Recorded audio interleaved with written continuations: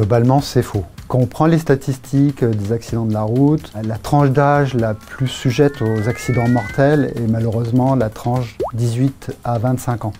C'est un âge où on prend des risques parce qu'on sort beaucoup la nuit.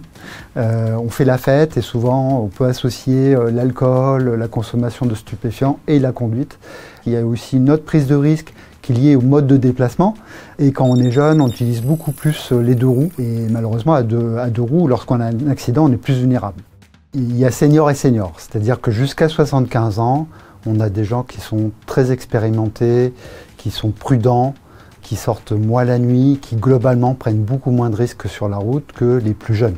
Passé 75 ans, on commence à avoir des soucis, notamment du fait de la fragilité des individus, c'est-à-dire que je sois à pied, à vélo ou en voiture, si j'ai un accident après 75 ans, j'aurai plus de chances d'être blessé et plus de malchance plutôt d'être victime d'un accident mortel de la circulation. Donc là, après 75 ans, on voit une remontée du risque de mortalité chez les personnes âgées.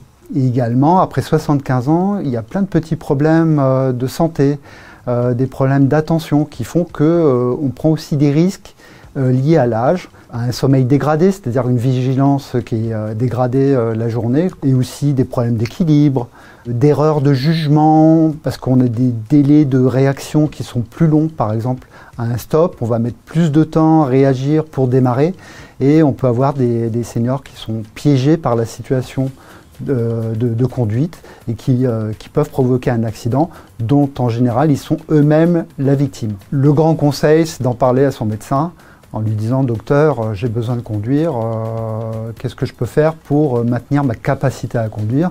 Donc là, le médecin va adapter soit le traitement, soit les horaires de prise du médicament pour que ça soit compatible avec la conduite. C'est aussi la bonne correction visuelle et malheureusement, on a beaucoup de Français qui ont une mauvaise correction visuelle.